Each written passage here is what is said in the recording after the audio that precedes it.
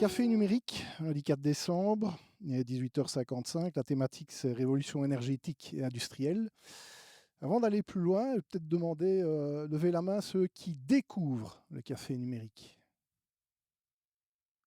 Ah, donc vous êtes quand même déjà toutes et tous venus au café numérique, donc c'est bien.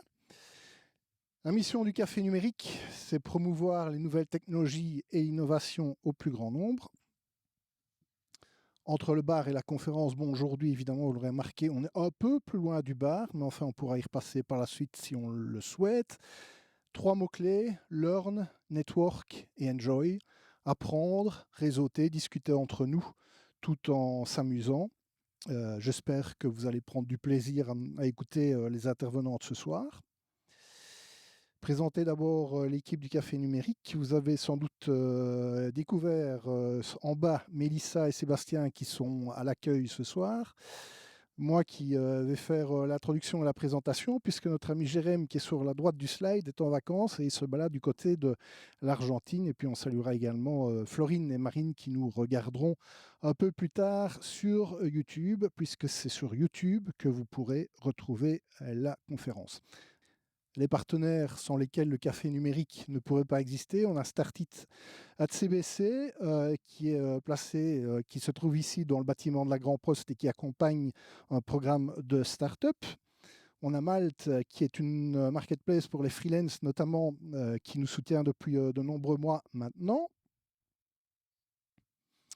Deuze, qui est la boîte de développement informatique qui se trouve à quelques pas de la place Cathédrale qui nous a rejoint comme partenaire cette année. Merci à eux également. Et puis, merci à la Grand Poste de nous accueillir et à Waldai qui est représenté par Robin derrière la caméra et par son collègue à l'autre caméra là-bas sur ma droite et qui assure donc la captation du café numérique. Voilà, j'ai tout dit. J'ai peut-être été un peu vite, mais en même temps, le plus important, c'est que nos deux orateurs vont vous présenter ce soir. La présentation, j'ai repris des présentations des éléments de présentation que je fais assez souvent autour de l'hydrogène, que j'ai compacté. Parlons un peu de l'hydrogène fossil free. Donc, avant que certains arrivent, j'expliquais que j'aime pas tellement le mot décarbonation, parce que d'une part, donc, on parlera un peu d'acier, mais faire de l'acier sans carbone, c'est pas possible, puisque l'acier, c'est un alliage fer carbone. Hein. Et puis d'autre part, utiliser le mot décarbonation, c'est peut-être un moyen de ne pas aborder de front la vraie question, qui est de faire fossil free, hein, c'est-à-dire faire sans énergie fossile. Alors, peut-être, donc je travaille chez John Cockerill. Pour ceux qui auraient oublié et pour les plus jeunes qui ne savent pas, donc Cockerill était déjà présent à la fin du XVIIIe siècle ici à Liège, où il fabriquait des machines à tisser la laine en bois. En 1817, il occupait à peu près 2000 personnes, 500 dans des ateliers qui étaient dans le coin ici, d'où le nom de la place Cockerill, et puis 1500 de gens qui travaillaient à la maison, puisque c'était déjà répandu à l'époque, hein, notamment le long de la vallée de la Veste. Et puis en 1817, il rachète le château de Serein, et puis il commence à bâtir un empire industriel sur deux pieds. Un, fabriquer des machines à vapeur à l'époque, des locomotives, des canons, des ponts. Hein, le pont de Franier a été fait par la partie métallique par Cockerill. Et puis à côté, deuxième pied, fabriquer de l'acier, en partie pour faire les machines. Et ce modèle a vécu pendant plus de 150 ans de manière à peu près équilibrée. Et puis après la Seconde Guerre mondiale, les crises ont commencé dans la sidérurgie avec la concentration et la partie acier a monté, jusqu'en 98 où le français Usinor rachète Cockerill Sand, la partie acier devient encore plus grosse et le patron français décide de céder des actifs qui n'étaient pas cœur métier, et notamment la partie machine, qui s'appelait à l'époque CMI, et qui a été repris donc par Bernard Serin. Et donc depuis 2002, CMI est devenue une entreprise familiale, privée, avec une vision industrielle de long terme. Et on a profité donc moi je travaille chez CMI depuis 2012, et on a profité de fêter le bicentenaire, peut-être certains d'entre vous ont participé à certains événements, en 2017 pour se réapproprier le nom, et on est redevenu John Cockerill à cette occasion-là. Alors on va parler d'hydrogène, et pour commencer,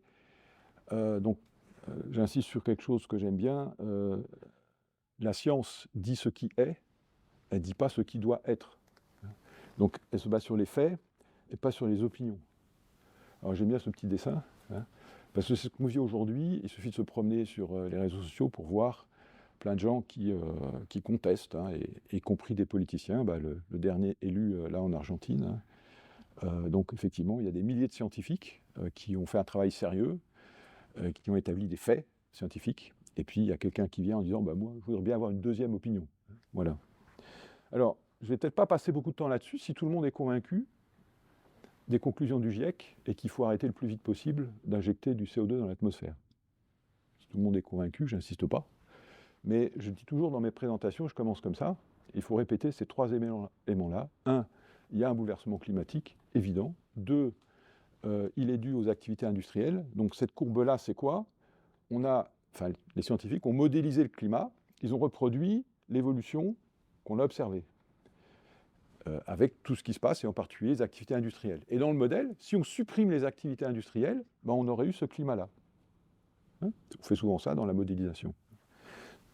Et puis, le troisième élément, c'est que le phénomène qui explique ça, c'est le phénomène des gaz à effet de serre, et les principaux responsables sont ici, et notamment le CO2 et le méthane, les deux étant très liés aux énergies fossiles. Alors, qu'est-ce qu'il faut faire? Il faut réduire le plus vite possible les injections de CO2 dans l'atmosphère, et ceux qui suivent la COP28, ils voient que ce débat-là, il revient sur la table. Et un autre élément important, face au problème, il n'y a pas une solution. Donc je ne viens pas en disant l'hydrogène est la solution. Non. Il faut mettre en œuvre tout un tas de solutions et il faut les prendre dans cet ordre-là. Donc je ne fais que répéter ce que disent les plus savants que moi, hein. Il faut d'abord commencer par réduire les consommations d'énergie partout où c'est possible. Et puis quand on en consomme, il faut le faire de manière plus efficace. Priorité numéro 1. Priorité numéro 2, il faut électrifier. Pourquoi ? Parce que le renouvelable, c'est d'abord de l'électricité, et donc on apprend dans les cours de thermodynamique, la meilleure manière d'utiliser une énergie, c'est sous la forme où elle a été générée. Donc si j'ai de la chaleur, il faut que je l'utilise pour chauffer, et si j'ai de l'électricité, il faut l'utiliser en électricité. Chaque fois qu'on transforme l'énergie, on la décante. Et quand on a fait ça, et qu'il n'y a pas d'autre solution, on peut utiliser la biomasse, c'est une bonne solution, utilisée depuis des siècles, mais on sait très bien qu'il n'y en a pas assez, et il y a souvent ce qu'on appelle des conflits de ressources. Est-ce qu'il faut utiliser les champs pour faire du bioéthanol ou pour nourrir la population? La réponse est un peu dans la question. Alors dans certains cas, il n'y a pas d'autre solution que de le capturer le CO2, et je prends souvent l'exemple de la chaux. Donc la chaux, c'est un produit extrêmement utile, notamment dans tous les traitements environnementaux. Mais pour faire de la chaux, qu'est-ce qu'on fait? On prend du calcaire, carbonate de calcium, CaCO3, on le chauffe, et on produit de la chaux, CaO, et on libère du CO2, puisque on fait exactement le chemin inverse que la nature a fait pour fabriquer du calcaire. Elle a pris des oxydes et elle a capturé du CO2, elle a fait du calcaire. Donc là, les gens de la chaux, ils n'ont pas d'autre choix, si on veut continuer à faire de la chaux, que de capturer le CO2. Et puis il y a enfin l'hydrogène. Donc j'ai fait exprès de ne pas mettre l'hydrogène en premier, même si c'est mon sujet, et c'est là-dessus que John Cockerill investit à fond, mais c'est une solution, et en particulier, il faut l'utiliser quand les autres ne marchent pas. Alors, il y aura beaucoup de cas où ça ne marchera pas. Alors j'ai mis une phrase en tout petit à la fin, mais ce n'est pas l'objet du débat aujourd'hui, mais John Cockerill, et Jean Jouet en particulier, pense que le nucléaire fait aussi partie de la solution, mais c'est un autre débat difficile à mener, notamment en Belgique. Alors, chez John Cockerill, on a vécu un tournant en 2015, donc pour ceux qui étaient très jeunes à l'époque. Il y a un document qu'on utilise beaucoup dans le monde de l'énergie, c'est l'IEA, c'est l'International Energy Agency, qui publie tous les ans un rapport. Et donc, ce qui était intéressant de voir, c'est j'ai pris des éléments du rapport de 2015 et de voir comment, par exemple, la Chine avait fait évoluer entre 2008 et 2015 son objectif de capacité de photovoltaïque. Alors je ne rentre pas dans les chiffres, mais en 2008, ils avaient un objectif de quantité de photovoltaïque là, et puis en 2011 là, et puis en 2014 là, etc. Donc vous voyez un petit peu l'augmentation. Colossale. C'était un peu pareil aux États-Unis. Et 2015, c'est la première année, donc il faut prendre le rapport 2016 de l'IEA, où la capacité nouvelle pour produire de l'électricité installée, de renouvelables, pour la première fois, était plus grande que la capacité nouvelle de fossiles. On continuait en 2015 à faire du charbon et du pétrole et du gaz, mais pour la première fois, le renouvelable était supérieur. Et là, chez John Cockerill, on s'est dit, on a loupé quelque chose. On avait commencé à regarder dans le renouvelable. Vous avez peut-être vu sur la première diapo, on est dans les récepteurs solaires pour les centrales à tour. Mais on s'est dit, il faut qu'on fasse quelque chose. Et qu'est-ce qu'on peut faire? On s'est dit, il y a une chose intéressante à faire avec le renouvelable, c'est le stockage. Parce que l'électricité, ça a beaucoup d'avantages. L'électricité, c'est quoi? C'est des électrons en mouvement. Le mouvement, ça ne se stocke pas, facilement en tout cas. Et c'est là qu'on a décidé de faire un pilote qui s'appelle MIRIS. MIRIS pour micro-réseau intégré serein. On a installé 2 MW crête de photovoltaïque avec des ombrières et sur les toitures, et puis différents types de batteries. Je ne rentre pas dans le détail. Et sur cette base-là, on s'est intéressé aux technologies. On s'est dit, il n'y a pas de technologie, on ne sent pas une technologie qui nous va bien. On a développé un Energy Management System, donc c'est le deuxième sujet de la soirée. Qu'est-ce qu'on fait aujourd'hui? On fait tout ce que j'ai mis là. Et par exemple, on optimise notre facture, mais on commence aussi à rendre des services au réseau. On utilise nos batteries pour les mettre à disposition d'un agrégateur qui aide Elia à gérer les difficultés qui apparaissent quand il y a beaucoup de renouvelables. On y reviendra tout à l'heure. Et qu'est-ce qu'on fait aujourd'hui? On essaie de vendre ça à des clients, et donc on a vendu ça à quelques clients ici en Belgique qui essaient de faire exactement la même chose que nous avons fait. Mais très vite, on s'est dit, il y a une autre manière de stocker l'électricité, c'est de la transformer en hydrogène. Alors l'hydrogène, c'est un produit qui est vachement intéressant parce qu'il a multi-usage, multi-purpose. L'hydrogène, c'est d'abord une matière première qui est utilisée pour faire les engrais ou un certain nombre de produits chimiques. Donc il y a des gens aujourd'hui qui utilisent de l'hydrogène, et qui est fabriqué à partir de gaz naturel ou de charbon. C'est un agent réactif. L'hydrogène n'existe pas comme atome sur Terre, dans la nature. Pourquoi? Parce que très vite, il va se lier. Alors, il se lie d'abord avec lui-même pour faire transformer H en H2, et beaucoup avec un autre qui est l'oxygène pour faire l'eau, ou bien avec le carbone pour faire le CO, le CO2, etc., et toutes les chaînes carbonées.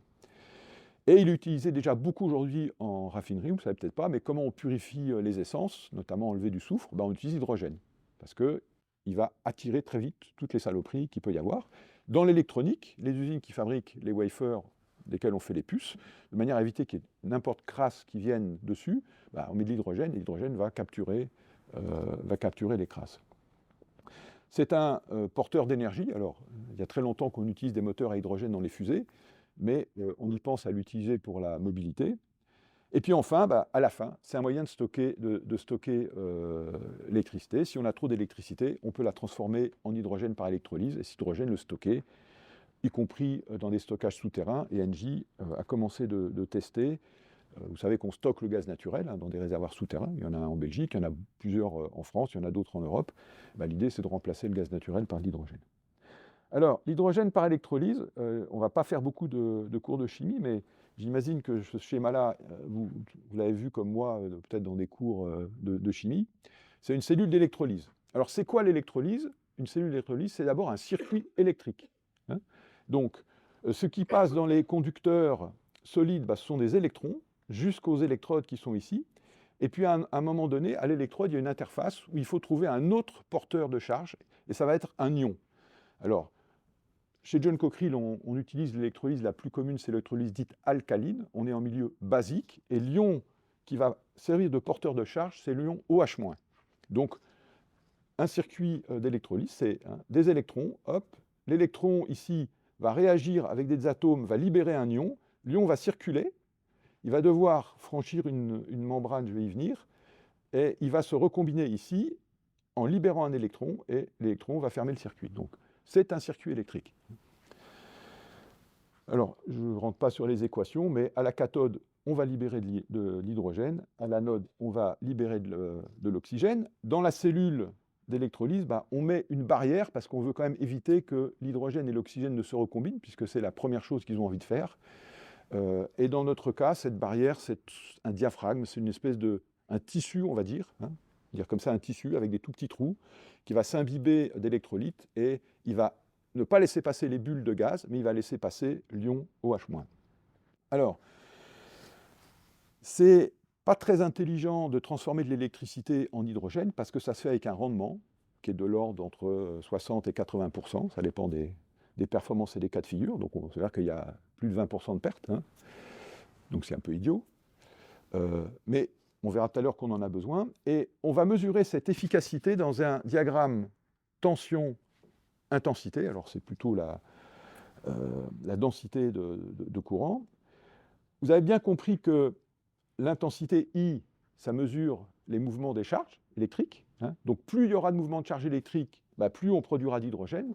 Donc le sens du progrès pour l'intensité, c'est d'aller par là. Plus l'intensité est forte, plus on génère d'hydrogène dans le circuit électrique. Mais l'autre élément, on sait très bien que dans les circuits électriques, il y a une résistance qui va se traduire par une augmentation de tension. Hein, U égale RI, et la résistance, c'est une perte. Et donc, quand on regarde la performance d'une cellule, on trace cette courbe. Alors, si on prend la courbe bleue, par exemple, il y a deux choses à regarder dans la courbe. C'est la valeur à l'origine, c'est l'énergie qu'il faut dépenser, la perte qu'il faut dépenser pour que la réaction commence. Parce que la transformation de l'électron à l'ion, elle ne se fait pas toute seule. Il faut payer un prix, et ce prix, c'est cette valeur de tension au départ. Et puis ensuite, la pente, c'est ni plus ni moins que le R de U égale RI, c'est toutes les résistances dans l'électrolyte, dans la membrane, dans les différents circuits, qui ralentit le passage du courant. Alors, qu'est-ce qu'on cherche à faire chez John Cockerill pour améliorer la performance? C'est à baisser le point de départ. Alors, il y a une limite physique, ou plutôt chimique, qu'on ne peut pas dépasser. Et puis, à modifier la pente.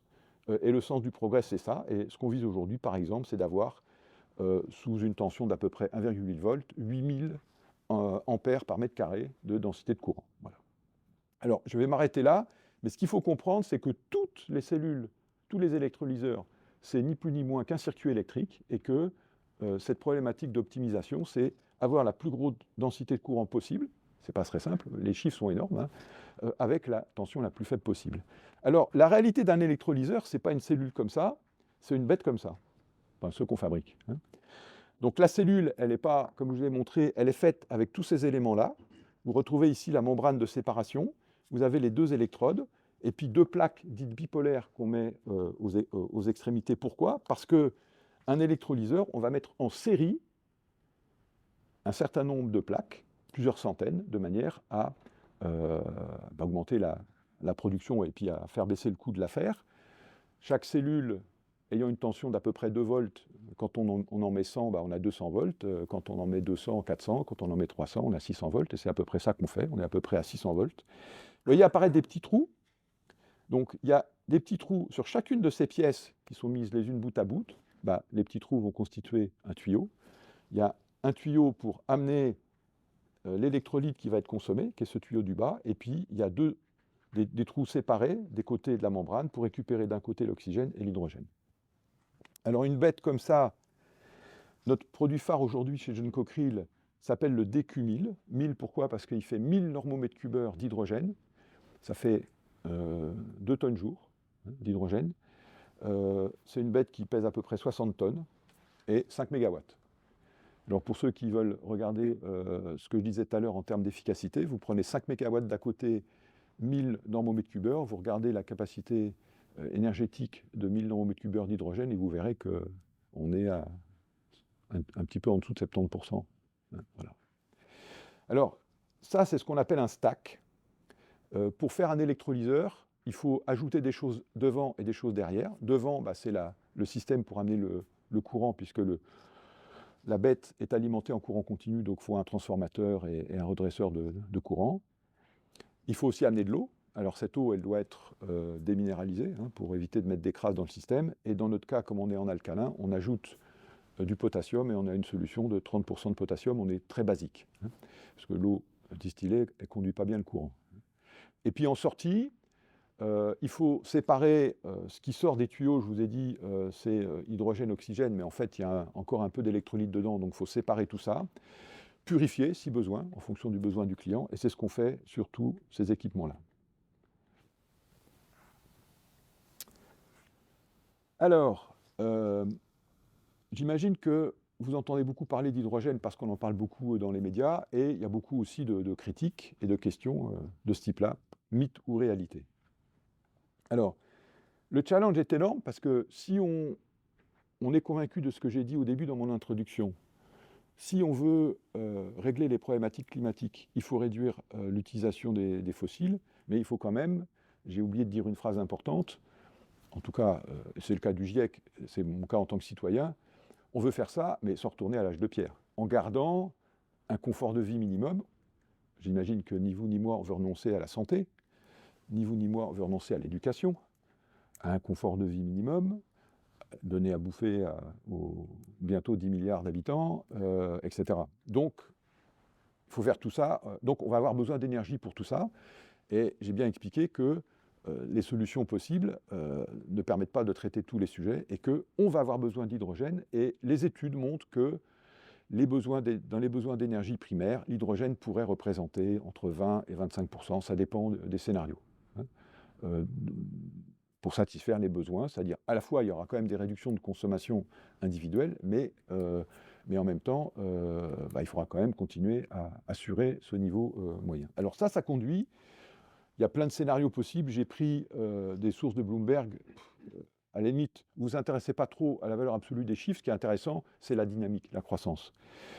Ici, on vous dit qu'est-ce qu'il faudrait avoir en 2030 de capacité d'électrolyseurs installés pour faire de l'hydrogène, si on veut aller sur les scénarios qui sont en gros ceux du GIEC. Vous voyez qu'aujourd'hui, dans le monde, on consomme à peu près 100 millions de tonnes d'hydrogène, et dont il y a moins de 0,5% qui est fait par électrolyse et donc de manière, on va dire, renouvelable.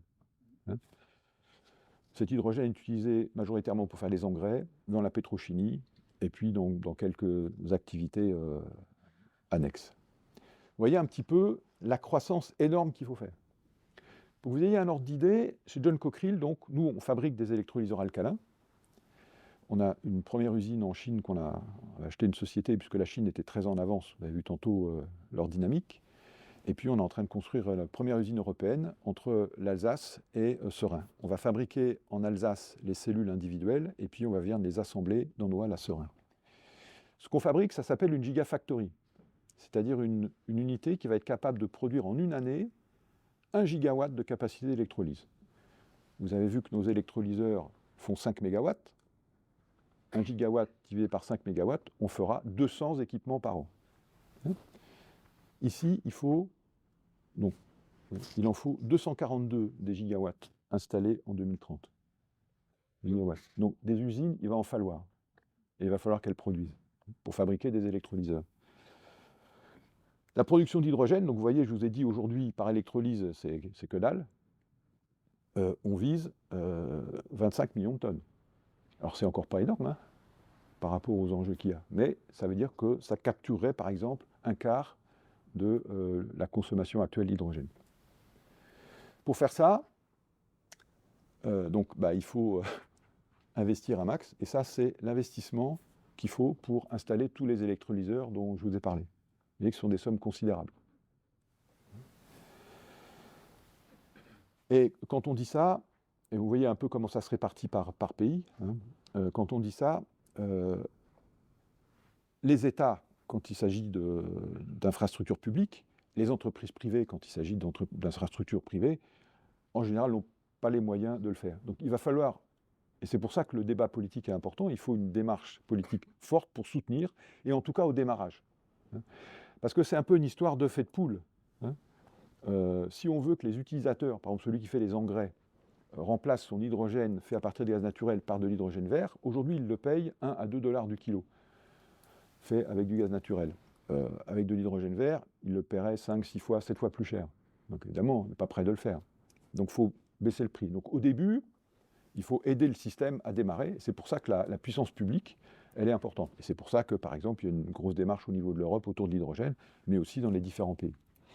Alors après, je vous ai présenté nos électrolyseurs alcalins. Il n'y a pas que cette technologie. Alors, on n'a pas tellement le temps de rentrer dans les détails, mais il y a d'autres technologies. Aujourd'hui, il y a 2 technologies vraiment présentes sur le marché. L'alcalin est la technologie la plus ancienne, celle dont on vous a parlé, j'imagine, dans vos cours de chimie. Et il y a un certain nombre de producteurs, dont nous, et elle occupe aujourd'hui une place majoritaire sur le marché. Il y a une autre technologie, sans rentrer trop dans le détail, c'est le même principe, une cellule, sauf qu'on n'est plus en milieu alcalin, on est en milieu acide. Donc l'ion qui sert à fermer le circuit électrique, c'est plus l'ion OH-, c'est l'ion H+. Et le système de séparation, il est différent. L'ion H+, il est beaucoup plus petit, hein, et c'est une technologie différente de membrane échangeuse d'ion. Je ne rentre pas dans le détail, mais ce sont des matières, des polymères techniques très très sophistiqués, alors qui rencontrent quelques problèmes parce que certains d'entre eux ont des PFAS, mais c'est ça de côté. mais qui permettent donc de faire des électrolyseurs plus compacts, qui peuvent travailler à une pression plus élevée, qui sont un peu moins avancés que les alcalins, mais qui commencent à occuper une place importante sur le marché. Et voyez ce qui est prévu en termes de développement, un rapport du style 2 tiers, 1 tiers entre les deux technologies. Et il y a d'autres technologies qui se développent, mais je ne rentre pas trop dans le détail. Donc, seule chose qu'on peut dire, c'est que le développement que je vous ai présenté là est en train de créer une dynamique de recherche-développement dans le monde entier qui est énorme. Il y a plein de labos universitaires qui travaillent là-dessus, il y a plein de startups qui naissent, etc., de manière à faire progresser le système. Alors, le prix de l'hydrogène vert, il est très fortement influencé par l'électricité. Ça, c'est extrait d'une publication de l'Institut international des énergies renouvelables, qui montre comment le prix de l'hydrogène pourrait évoluer.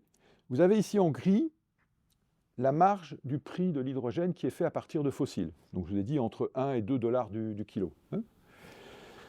Ça ne prend pas en compte l'éventuelle pénalité de CO2 qu'ils auraient à payer demain.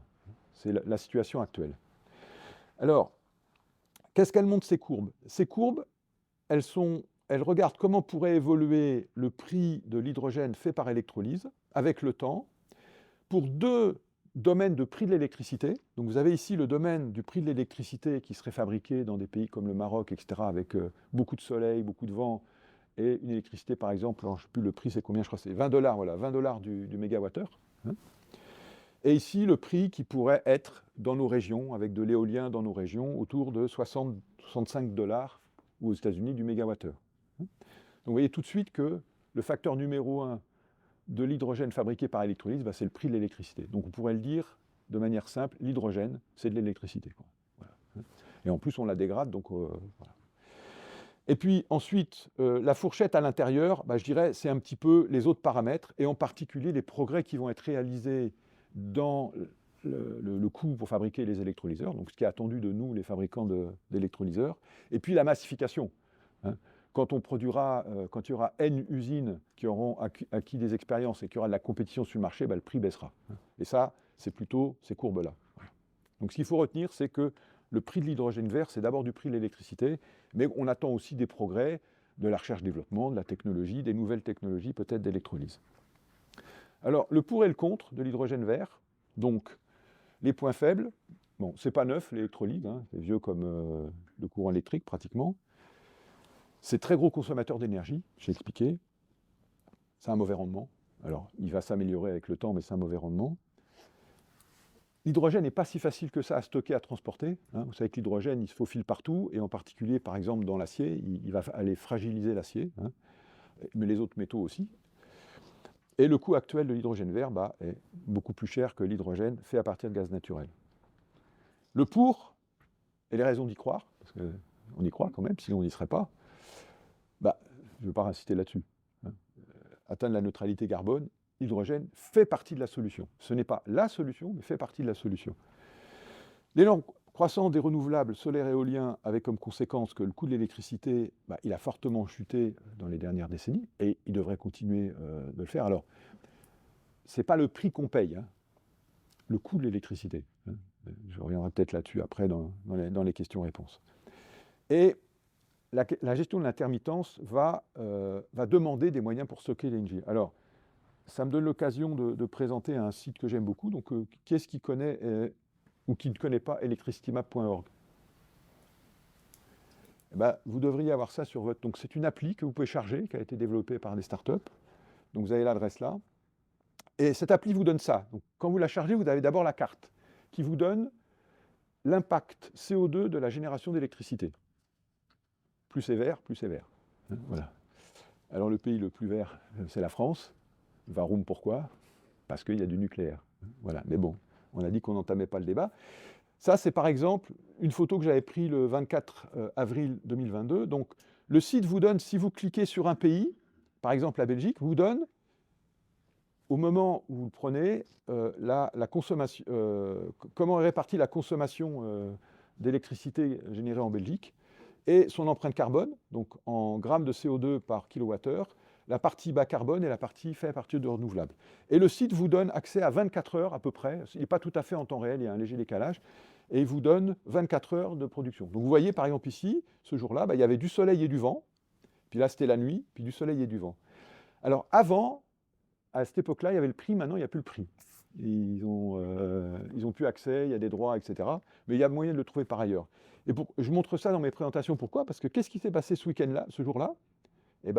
C'était un vendredi. Alors, on voit encore que, bien qu'il n'y ait pas beaucoup de moyens de le faire, mais la France le fait beaucoup plus, mais la Belgique avait quand même anticipé le climat et ralenti un peu ses réacteurs nucléaires. On voit très nettement là. Le prix devient négatif. Et faites-moi confiance, il est resté tout le week-end. Et cette année, peut-être si vous vous souvenez, à la Pentecôte, même situation, le prix, il était tombé à un moment donné à moins 800, après il s'est stabilisé à moins 80. Ça veut dire quoi? C'est que tous les pays là, qui sont là, tout le monde avait du soleil et du vent. Alors, le site permet de voir aussi les échanges. Si vous cliquez sur la flèche, vous avez le volume des échanges entre pays. Tout le monde en a trop. Qu'est-ce qui se passe? Offre et la demande, le prix. Et donc, le modèle, c'est quoi? Et ce n'est pas ce que disent certains, y compris ce qu'a dit notre ministre de l'Énergie le jour de week-end de Pentecôte, que le renouvelable allait permettre de faire baisser le prix de l'électricité. Non, ce qu'il faut faire, c'est pas ça. C'est quand il y en a trop comme ça que le prix est négatif, il faut faire de l'hydrogène et le stocker, parce qu'il y aura aussi des semaines, et j'ai les exemples si vous voulez, où il n'y a ni vent ni soleil. Et là, si tu n'as que du vent et du soleil pour faire l'électricité, tu as intérêt à avoir des bougies. Hein. Voilà. Donc je vous conseille de charger et de regarder cette appli parce qu'elle est très bien. Dans les annexes, j'ai mis quelques ordres de grandeur. Il y en a qui veulent savoir, c'est bon d'avoir les métriques du sujet, ce que ça représente en quantité, les mètres cubes, les tonnes. Des fois, on est un peu perdu. Donc ça, j'ai dit tantôt, un électrolyseur, c'est tout ça. Le stack, c'est ce que je vous ai montré tout à l'heure, mais il faut quand même un peu de tripaille avant et un peu de tripaille après pour que ça marche. Voilà. Et puis les différentes technologies. Donc, le principe, c'est toujours le même, sauf que dans les autres technologies, on supprime un peu l'électrolyte liquide, on vient coller les électrodes soit sur une membrane. Alors, le schéma ne représente pas la réalité. Dans le cas de l'alcalin, la membrane séparatrice, elle fait 500 microns. Ici, elle fait quelques dizaines de microns. C'est très, très, très mince. Et puis, il y a une autre technologie qui n'utilise pas une membrane polymère, mais qui utilise une céramique et qui travaille à beaucoup plus haute température. Ça s'appelle les solid oxide electrolysis et qui permettrait de faire de l'hydrogène à haute température et de récupérer, par exemple, de la chaleur fatale. Mais ce n'est pas encore au point. Voilà. Et j'arrête là. Moi, je suis Thomas et je suis cofondateur de Companion Energy et nous développons des logiciels de energy management et le but est de shifter, parfois si je ne sais pas le mot, je mets juste avec un accent français et après, donc on essaie de shifter les entreprises industrielles de une forme de energy monitoring qui est assez passif et réactif vers de energy steering ou energy management qui est vraiment proactif et qui considère des trucs comme l'intermittence de production renouvelable, des prix d'énergie qui changent une minute à autre pour certaines entreprises. Nous sommes supportés aussi par Startit et par IMEC qui sont ici dans le bâtiment aussi. C'est un peu mon lien. Mais on parle d'une révolution dans le titre de l'événement et moi je parle d'un shift, mais ça veut dire quoi en effet cette fameuse shift mais ce shift, ça a tout à faire avec le futur de l'énergie. Le futur de l'énergie, c'est assez clair que ça doit être renewable, donc ça doit être renouvelable avec des éoliens, avec des panneaux solaires pour que les émissions de carbone diminuent. Mais ça a des implications. Ça a l'implication que le supply d'électricité ou d'énergie va être intermittent. Donc, s'il y a soleil, il y en a beaucoup d'électricité. S'il n'y a pas soleil, qui est beaucoup le cas ici en Belgique, il n'y en a pas. Et ça veut dire aussi que les prix ou les signaux prix pour les entreprises vont être beaucoup plus détaillés ou ça va être plus time dependent et location dependent. Et ça c'est un risque, mais c'est aussi une opportunité pour les entreprises. Parce que, ouais, ça c'est un peu plus sur cette granularité des prix. Prix énergie, c'est quoi en fait? Il y a prix d'énergie en effet, juste électricité. Il y a aussi des coûts pour les entreprises, pour le grid, donc tous les câbles sous le sol, dans l'air, qui transportent et qui distribuent l'énergie vers les consommateurs. Il y a aussi les taxes que le gouvernement applique. Ben, c'était assez simple il y a quelques années, c'était assez stable. Dans le temps, ça ne changeait pas trop. Mais maintenant, il y a beaucoup de changements. Il y a les prix et les coûts qui changent heure par heure, minute par minute. Il y a aussi des grid costs qui deviennent spécifiques pour un endroit, et aussi s'il y a beaucoup de gens qui ont besoin d'électricité à un moment spécifique, ça va être plus élevé les coûts. Donc ça devient tout un art ou un sport pour une entreprise à savoir c'est quoi le coût actuel de l'énergie pour moi. Parce qu'il y a aussi beaucoup de contrats, il y a la production locale de solaire, il y a des contrats avec des éoliens sur la mer, donc c'est assez difficile. Et ça, c'est l'aspect coût, mais il y a aussi la possibilité de, comment ça s'appelle, gain money, d'avoir des recettes liées aux énergies quand vous produisez du solaire que vous pouvez vendre, ou si vous proposez des services de grid balancing à Elia, comme j'en viens de dire. Et c'est assez compliqué pour des entreprises. Ils savent plus comment ou c'est quoi le coût actuel d'énergie, ça va être quoi dans le futur proche, les prochaines heures, mais aussi les prochains jours. Et cette situation fait que c'est assez difficile à faire ce shift. Mais pourquoi on fait le shift? C'est parce qu'il y a beaucoup d'opportunités de arbitrage. Donc, si vous pouvez être flexible comme consommateur d'énergie, il y a des arbitrages à faire sur le prix.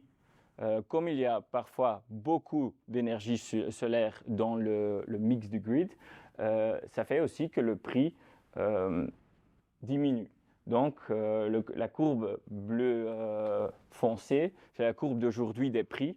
Il n'y a pas beaucoup de soleil, donc c'est encore assez stable. La nuit, c'est un peu moins élevé que dans la journée. Mais la courbe bleu clair, ça c'est une courbe dans l'été, quand il y a beaucoup de soleil. Et là, vous voyez que l'après-midi, quand il y a beaucoup de soleil, les prix diminuent très fortement. Donc, les entreprises qui savent consommer l'énergie, ou pas seulement les entreprises, aussi nous, si on a des tarifs qui sont dynamiques, si on consomme ici dans l'après-midi, c'est beaucoup mieux de consommer ici à 20h la soirée. Pourquoi?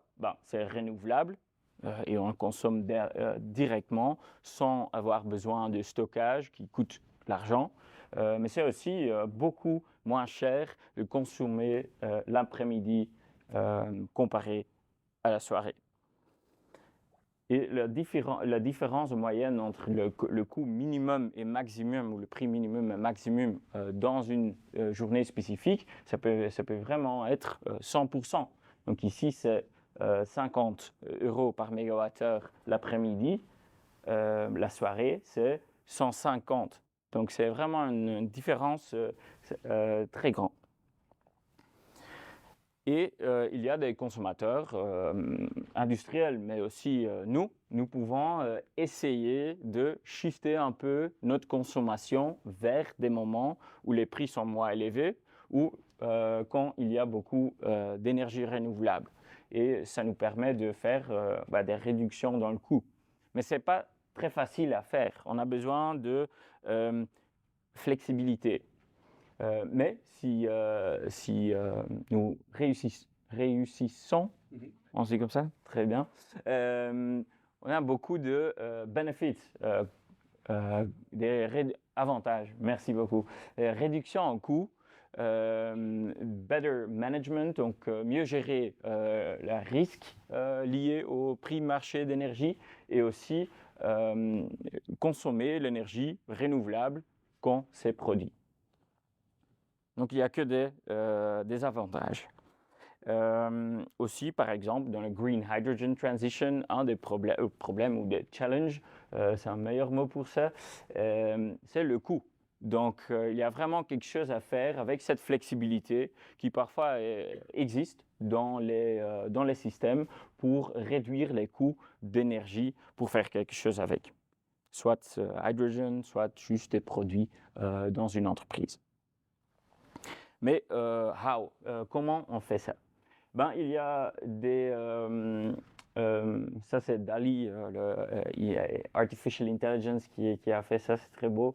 Mais il y a beaucoup de nouveaux systèmes, des nouveaux assets qui sont flexibles par design, comme des batteries peuvent stocker l'énergie une fois et le produire à une autre. Il y a de EV charging, donc les véhicules électriques. Il y a aussi heat pumps. Parfois, il y a des electrolyzers. Et certaines entreprises investissent dans avoir trop de capacité de production pour avoir la possibilité de choisir quand on va produire. Peut-être pas produire le matin où il n'y a pas de soleil et produire plus quand il y a du soleil. Et il y a toutes des choses comme ça qui changent un peu la machinerie chez les industriels et qui donnent l'opportunité d'être plus flexible versus avant, versus le fossil fuel driven past. Donc, cette flexibility, nous, avec Companion Energy, nous avons la conviction forte que ça a besoin de software, donc des logiciels pour le faire, parce que ça change chaque minute. C'est impossible à gérer avec juste moi, avec mon ordi, par exemple. J'ai besoin de automatisation. Non. Automatiser. On a besoin d'automatiser ça avec des logiciels. Et on a besoin de faire en real time la balance entre tous les trucs financiers, donc tous les prix de marché, avec la consommation et la production des entreprises. C'est toute une balance qu'on doit faire chaque minute par chaque minute parce que ça change tout le temps.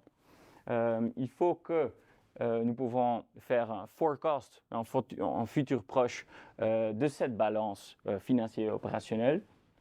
Et une troisième partie, c'est d'utiliser cette forecast et de les intégrer dans le operations des industriels. Donc, pour que les machines là utilisent vraiment les signaux prix que ces industriels ont dans leur contract mix.